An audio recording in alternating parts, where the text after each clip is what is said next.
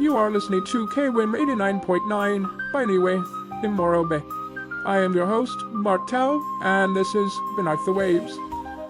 And let's see, Barbara, you said you have a caller on mind. We have some stories tonight that will have you howling with laughter. Send them on through. Let's see here. Hello there, world.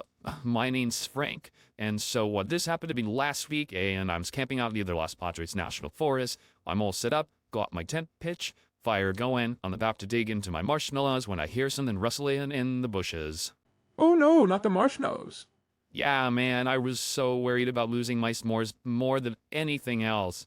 So we grabbed my flashlight and pointed it towards the sound, and there it is, a huge, hairy figure with these big glowing eyes just staring at me, and I'm thinking, great, it's Bigfoot.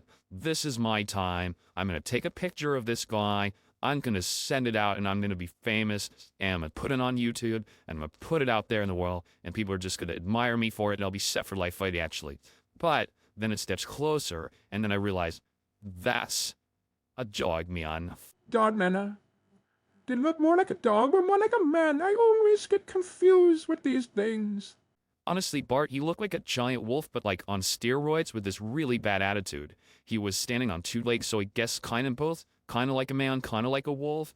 But anyways, instead of freaking out, I decided to play it cool. I looked him dead in the eyes and said, "Hey, buddy, you here for some s'mores?" I didn't even know that dogs could eat chocolate. Maybe wolves can? I don't know. But at this point in time, I really didn't care if I poisoned it, because if it did, I could probably, take it back home and maybe, again, make some money off of the guy.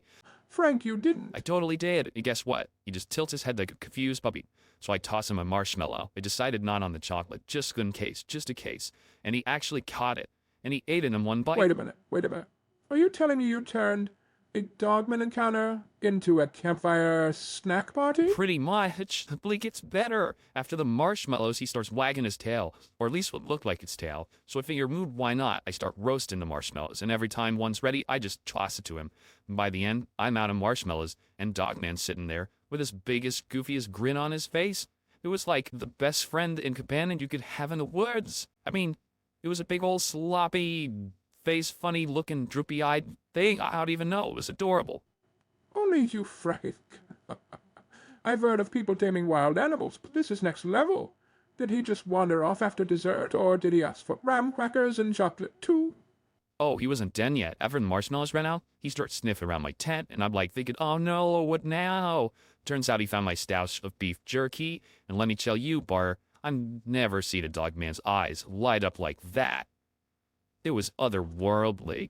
Beef jerky is Achilles' heel. So what did you do? Bargain with him for your life? Almost. I said, all right, big guy, you can have the jerky, but only if you promise not to chew up my tent. And I swear, he nodded. He understood me. So I tossed an old bag, scarfed it down, and then he just licked his chops and gave me a look like, thanks, buddy. Thanks, pal. And then he just trotted off back into the woods like he didn't even have a care in the world. His belly was full. I wanted to rub his ears and rub his little tummy, but I couldn't bring myself to do that. That maybe would be a step too far. Frank, that has to be one of the most ridiculous and hilarious encounters I have ever heard. Forget the horror stories. You turned Dogman into your camping buddy. But yeah, I'm thinking next time I'd head out there and bring in an extra bag of marshmallows and jerky just in case. Who knows? Maybe he and I will start a tradition. Who needs to go hiking, with a golden retriever when you could just go out there and hang out with the best, meanest, gnarliest critter that could possibly protect you? Like, it's nuts, man. It's nuts. Well, Frank, thanks for sharing that wild story. You've given us all a new strategy if we ever run into a Dognum. Just keep the snacks handy. You heard it here, folks. When in doubt, s'mores and beef jerky might just save your skin. Now, I often wonder what it is about these marshmallows. I've heard more about marshmallows tonight than I've probably heard in 15 years. Are they genetically modified to entice mythological creatures? Is it something we should be worried about eating ourselves as human beings? What is going on with these marshmallows? Are they bioengineered? Perhaps we'll never know. We'll be right back.